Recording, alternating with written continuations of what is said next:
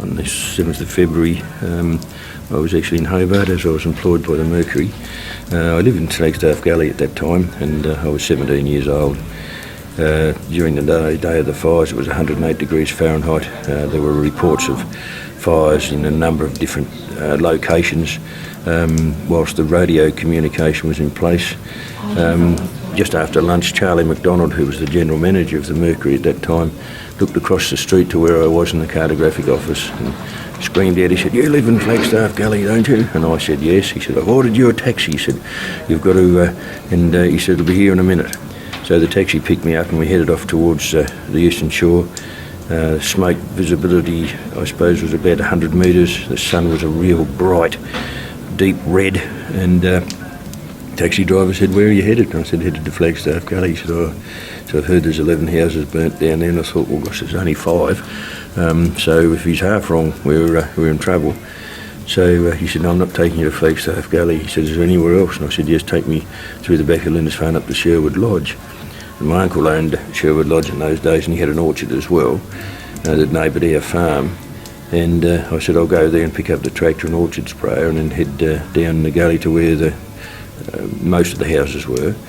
At that stage there was no visible fire, but there was certainly a lot of smoke, and had there been a fire you would not have been able to see it. Anyhow, as I ran through the tractor and orchard sprayer had gone, and as I ran through the orchard on the way home, I passed my mother and my aunt sitting there under the pear trees with a thermos of tea and a shoebox full of old photos, which made a lot of sense in hindsight. I got to the home and the house was okay. We'd done some preparation in anticipation of the weather that was coming up, and Dad wasn't there at that stage as he was up the east coast, but he duly arrived in our old Dodge, which was a 1926 Dodge Flying 4, which is an extremely rare vehicle, and I still have it in my possession today. Was our fire truck, and that was prepared with 44-gallon drums of water and beaters and goodness knows what. So we took it down the road to where the main number of houses were near Warrane, and people had started arriving home and to prepare their houses for the oncoming fire that at that stage we didn't know when it was to arrive. But there were a lot of spot fires about, and so the cars were parked in driveways and on the streets, and there was hoses snaking across the road from various places, and there were a couple of fire appliances there from Montague Bay.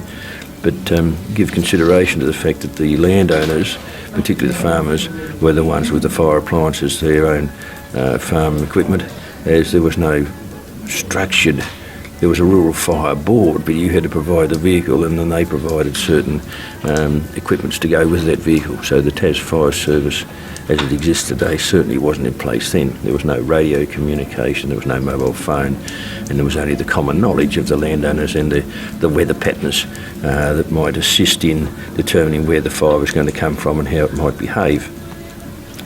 So to that end, we did what we could subsequently from areas far away. The fire did arrive in the form of travelling through the trees and the canopy, causing spot fires in the bush behind these houses in the bottom end of Flagstaff Gully, which were duly dealt with the orchard sprayer, and a lot of incredible effort by landowners and ourselves, of course, in raking and spotting and putting out fires with what hoses we had. There were a lot of spot fires about, and the locals were very busy dealing with that.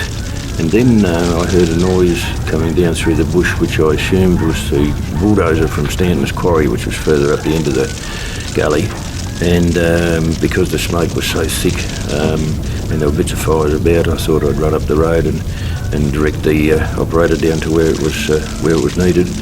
And as I got closer to where the noise was, I realised it was the ground fire coming through with flames about 20 feet high, 15 to 20 feet in front of the fire. The fire was being drawn into those flames, and the noise was horrific. So I ran back down the road and told Dad, who was the fire warden in charge at that stage, what was going on. I said, "We've got everyone facing in the wrong direction." I said, "I don't know what we're going to do." And Dad said, "Well, the only thing we can do is burn back into it." And I said, "Yeah, okay." So we went and instructed a few people to do that. And they lit the fire, and then the two fires slowly came together. But as they did, the noise of the two fires coming together was horrific. The main fire coming down the gully was drawing the other fire towards it. They soon expanded into both huge fires, but coming together and mushrooming clouds of sparks and smoke, and that was dropping back behind on burnt ground, which was okay, but it was an eerie sight. Anyhow, and then a fireball flew out from one of these into a house opposite where the drive-in was to be built and where the TAFE college is now. The house was vacated and was owned by Bert Prettyman, and it just blew up. This fireball just went in through a window, the roof flew off, walls flew out, and then of course we had a fire on the other side of the road then, which others dealt with. But these fires were coming together and the noise was horrific. We were standing there with our hands over our ears and looking at each other and thinking, gosh, what is that going to end? And as the fires came together, they just disappeared up into the air. Flames stopped and everything stopped. And it was just deathly silence. And we're looking around at each other and thought, where'd they go? And that was it. It was an incredible experience. And that ended the fire. But without further ado, I'd just like to pass on to you some of the statistics of that day. In the final analysis, 54 persons died in the 5-hour period, 45 perishing in the flames and 9 dying from other causes. Another 8 died subsequently of burns, making a total of 62 victims. 1,082 homes, 233 cottages and shacks, and 125 buildings including factories, schools, hotels, post offices, churches and halls, and over 2,000 farm buildings had been razed. Hobart with 475 homes lost and Kingston with 440 were the biggest losers. Livestock losses included 60,000 sheep, 1,350 cattle, 1,000 pigs and 24,000 hens. Over 2,000 orchards and farms suffered damage and 1,500 cars and trucks were destroyed, not to mention thousands of hydro and telephone poles, bridges, electric transformers, substations and large stretches of transmission lines. The monetary damage resulting from the disaster was £40 million in 1967 figures. I've been asked to state what I feel is something that we could all learn from the fires and what to do, and message about bushfires. I say that prior preparation, planning and practice prevents loss.